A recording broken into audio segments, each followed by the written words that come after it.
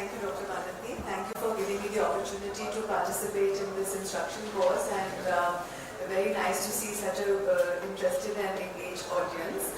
I'm going to talk about keratoplasty interventions in keratoconus. Due to shortage of time, I'll largely be giving you a kind of an oversight and an overview, trying to show you the general principles and insights into how to proceed with the surgical steps.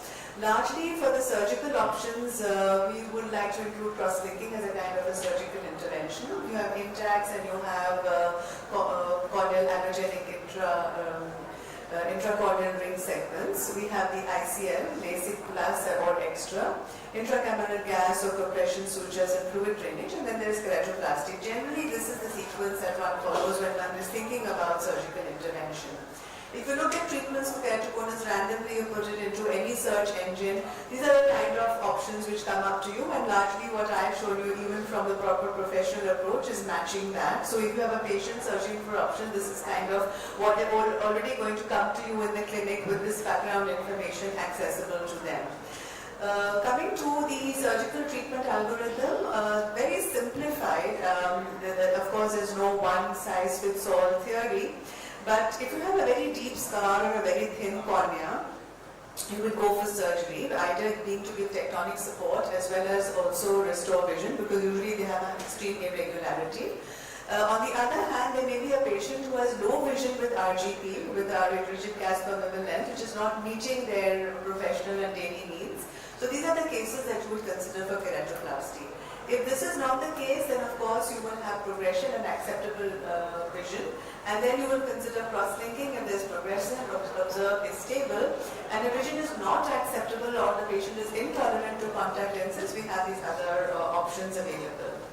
Now, keratoplasty, the decisions, the planning and the procedures. The goal of treatment, in addition to other things, is of course eye protection. So you have to have a tectonic support, and I will show you some of the examples that sometimes the patients who present come at such an extreme stage for various reasons that your decision making has to be different from what would be sort of standard considered in other countries. Then of course after that there's a visual rehabilitation, and there is the surgery. So there's a case selection and the selection for the case, the surgical technique, and not to forget looking at comorbidities, because sometimes the patient may have Down syndrome, for example. So there's an additional challenge that has to be taken into account, and all that has to be factored in. So we have the patient, we have the age, the requirements, the disease, the pathology, prognosis, the eye, and with the advent of anterior lamellar keratoplasty, particularly the DAB procedure, the intervention has gone to a different level, because here we have the ability to use non-optical grade corneas, we're able to have lesser chances of endothelial rejection and so on.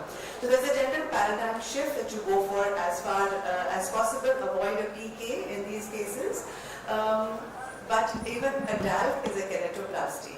So keratoplasty is not without complications. You can have infection, you can have inflammation, you can still have astigmatism, and then you can have suture-related problems, because with DALF we are not eliminating the need for sutures. And so you will decide whether to graft or not, and choose a procedure most beneficial for the patient. And for places where they do not have the luxury of plentiful tissues, one would use a non-optical grade tissue from a younger donor and keep a backup optical grade tissue when you're doing ALK or a DALF. And if you're a standard known surgeon and you're getting a tissue from an eye bank, then obviously you will ask for an optical grade tissue, because you may perforate at any stage. General considerations, DALF versus PK. In keratoconus, when we traditionally do keratoplasty for other indications, we like to have a 2 mm margin all around the donor. So largely we will go 4 mm less than the corneal diameter, largely when you're talking about the host definition. But in keratoconus, you're driven more by the extent of ectasia. So preoperatively, you should know what is the extent of thinning, and then you have to remove that diseased cornea. So you may have to go larger than you are comfortable with. So whereas PK, we're more comfortable in the 7 to 8 mm range, but sometimes you have to go more, you have to go larger than that if the cone is very extensive. Then oversizing. So you have a host cut and then you have a donor tissue. So with DALC, if you go same size, it's going to be very difficult to press down that tissue, and then that itself produces mechanical distortions in the host desmids, and that can compromise the vision. So generally we are comfortable with a 0.25 to 0.5 millimeter oversize. With the PK, one could have none, or again 0.25 or 0.5 depending upon the surgeon's expertise. Because on one side we want to restore vision, we want to have a stable eye as well as a stronger cornea. And vision, these people already have got used to wearing glasses, etc. So having a better astigmatism or having a refractive error post keratoplasty is not that much of a problem. They can get used to wearing glasses or even contact lenses after the surgery. Donor considerations we have done, and the benefit of DALC is, of course, you can taper and stop the steroids earlier.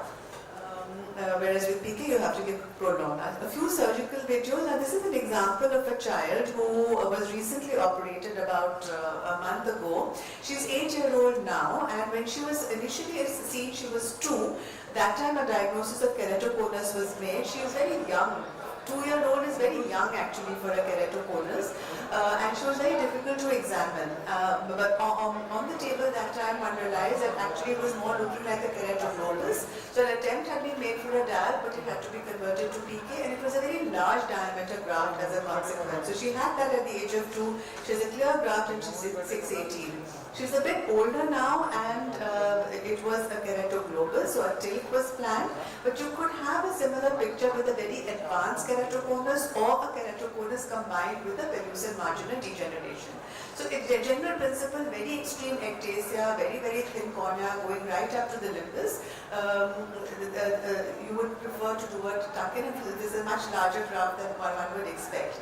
With the past experience this time, though I had a perforation initially, I was able to put in air in the anterior chamber, and with the help of IOCT, I was able to identify the area of the perf, and I just sutured it because I really wanted to avoid going for a PK. I was not having enough stability to continue with the dissection with that air bubble repeatedly leaking out, but that suture seemed to do the trick. And then the manual layer by layer dissection, I was able to complete the host dissection, and this is the donor preparation, and after removing the desmids, there is a little bit of a margin made all around, and here I like to do a little beveling of the periphery of the donor, because you're trying to tuck it in to make a little ledge and just manually thin it. And then this is the non-optical grade cornea, so it's looking very white and opaque, but this clears up by the next day, and the patient did well. The rest of the surgery is quite straightforward, and we put a bandage contact lens.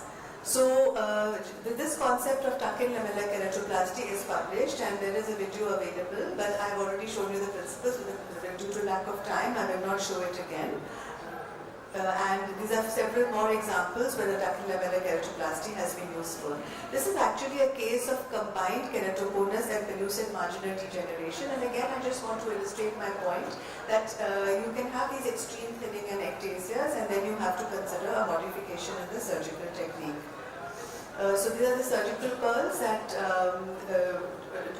try as best as possible to avoid converting to PK, because here we have to remove the entire disease cornea, otherwise we'll be suturing a thick donor into a thinner host, and you will not solve the problem. These were the surgical tips I've already mentioned, and with that I'll stop there. Thank you.